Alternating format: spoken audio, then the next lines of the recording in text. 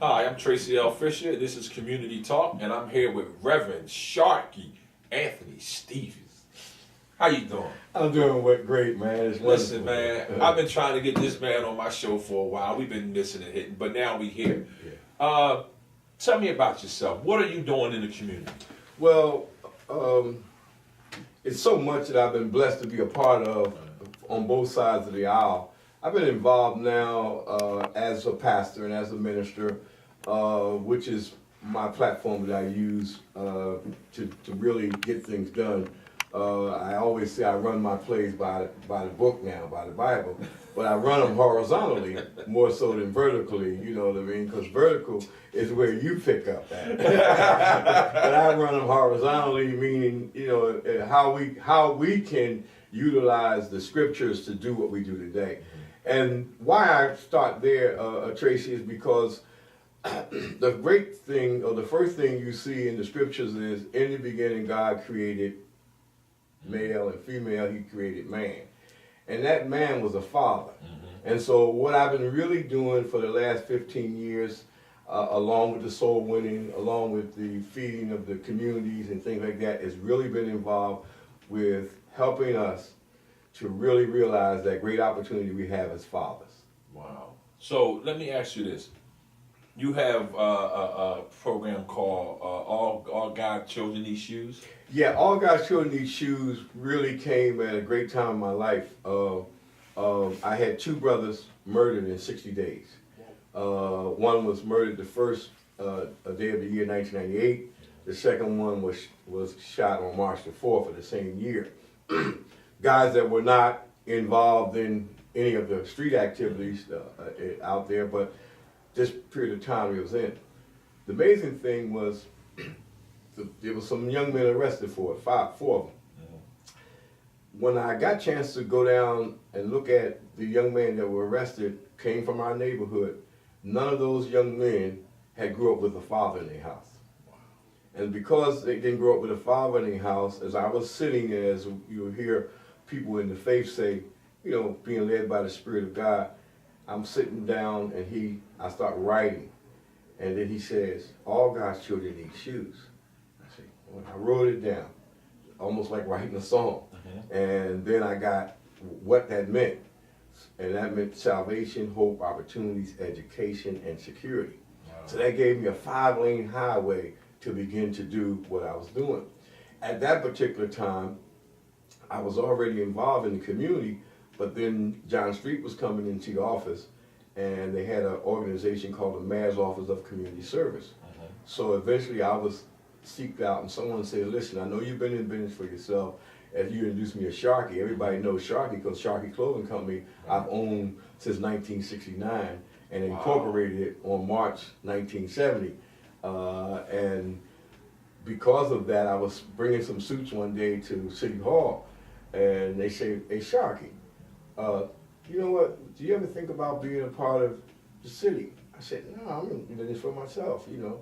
They said, well, you know, we just had these tragedies and you're doing a lot of work. We have a department called the Mayor's Office of Community Service. I said, I'm familiar with them. How would you like to be a part of that?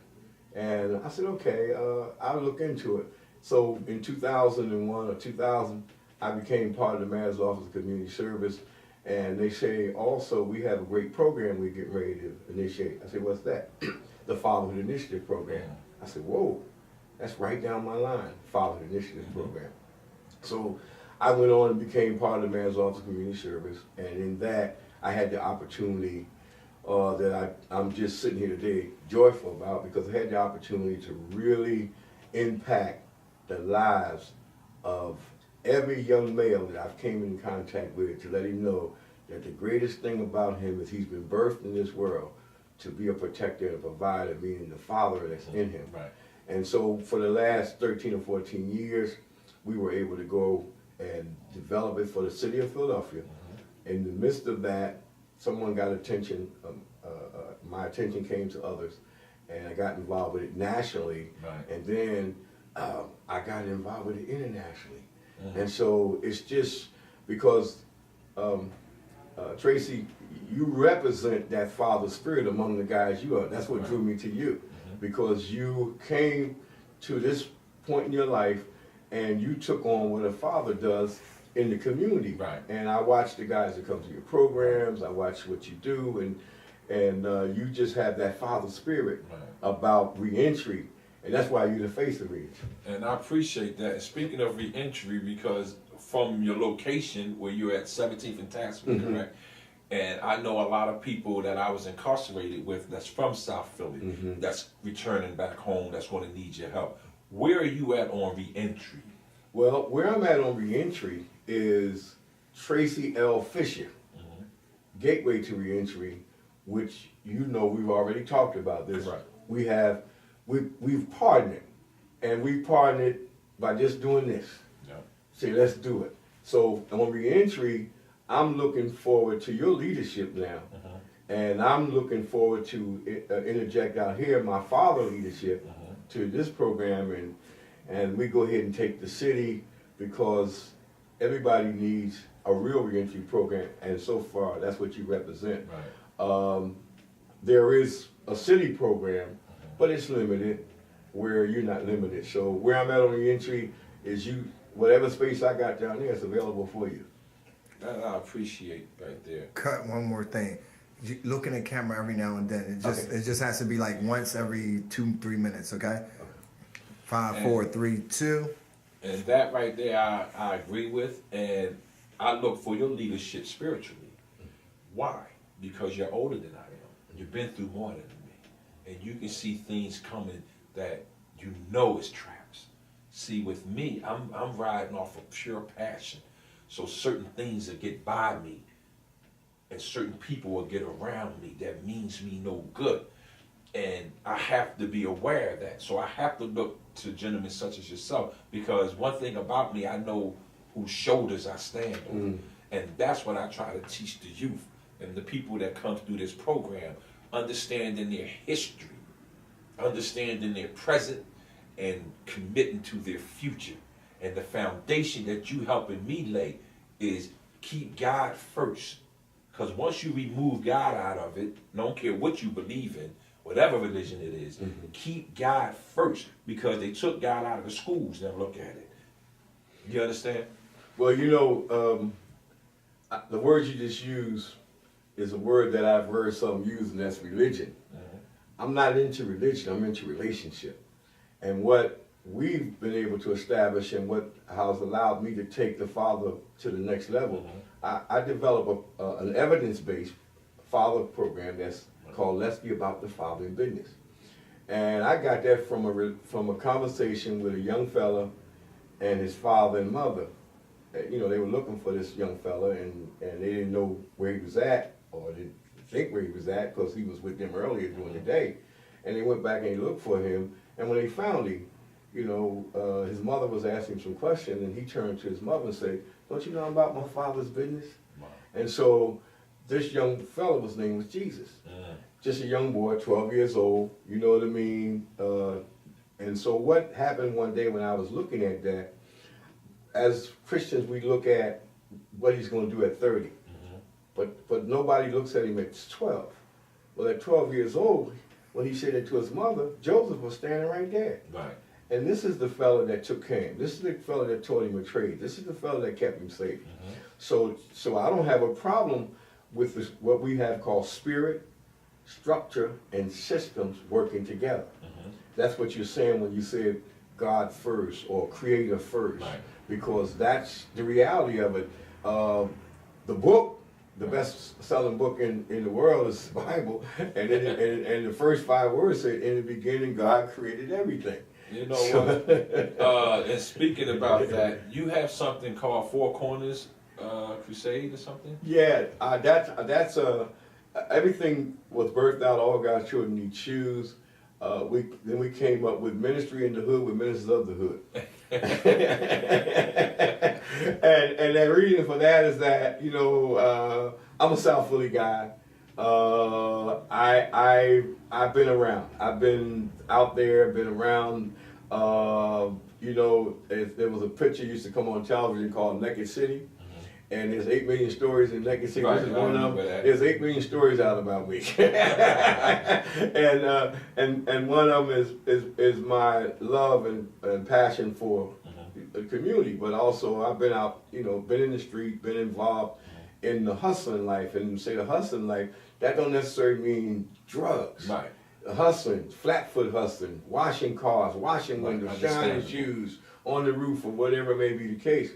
And so with that being said, we started the ministry in the hood, the ministers of the hood, and then eventually we were able to develop the Four Corner Crusade for Life. Right. And the reason that the church got that name, if you notice, most of my names are all names that come from our culture and community. Exactly. Well, when we were in the street, he who controlled the corners controlled the block. And so at every corner there's four corners, right? And so I always ask the question, what else is at every corner? Some people said a bar, a store, with everything. I said, no, there's a cross at every corner. That's right. And so that's why when you come to that corner, you slow down and stop. Right. So there at 1700 in Tasker, we do a lot of we deal with the spirit, we deal with the structure, and we deal with the system. And so Four Corner Crusade for Life Community Baptist Church is housing in there, right there at 1700. And speaking of hustling and reputations, what do you say about the grapevine? The grapevine, the grapevine, it was a great fella in this town. Some of the people that I come along with was Mr. Gus Lacey, Stanley Branch, oh God, you could name so many of them that tutored and allowed me to watch. You know, Kenny Gamble and I have been friends since we were born into the world. And so we had some incidents come back in the 70s when they were moving the Avenue of the Arts further. And we was going through some issues that time. And I was wondering why I was being touted for some of those issues. And Gus came in and said, listen, the grapevine might exaggerate, but it don't lie.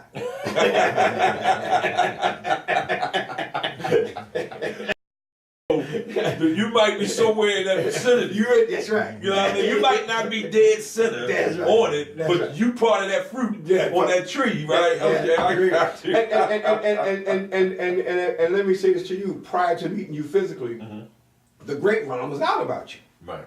You know what I mean? So now I'm wondering, is the grapevine exaggerated or is it telling a lie? Right. But then when I looked and got a chance to meet you and see what you were doing, you know, the grapevine really wasn't exaggerated. And thank God it wasn't lying. Right. Here was a young man that had gotten his education through the system over 20-something years. And while he was there, he planned, or he took advantage of the multi type of individuals that was in his presence. I'm talking about you. And when I looked around talking to Doc Reed and some others, they said, man, you got to meet this guy. And when I met you, I had to tap you on the back. That's how fast you was moving. Wow. And you know what I mean? And you didn't turn right around. Right, because they say when you ain't breaking the law, right, you don't have to turn right around. You know, it's okay. Before I'd have turned with that gun out, and now we both done. But I want to thank you for coming on my show. Yeah. And I'm Tracey Alfrissi. This is Community Talk, and this is a great mentor of mine. I just call him Sharky because everything we do is about the community, and the community only realize and remember and understand and respect people from the community. And Sharky is in the community. Yes. So you're a reverend. I understand that. You Anthony. You Stevenson. I understand all of that. But Sharky is the person going to make somebody stop and listen, and then you give him the reverend. Then you give him the Anthony, and then you smack him with the Stevenson.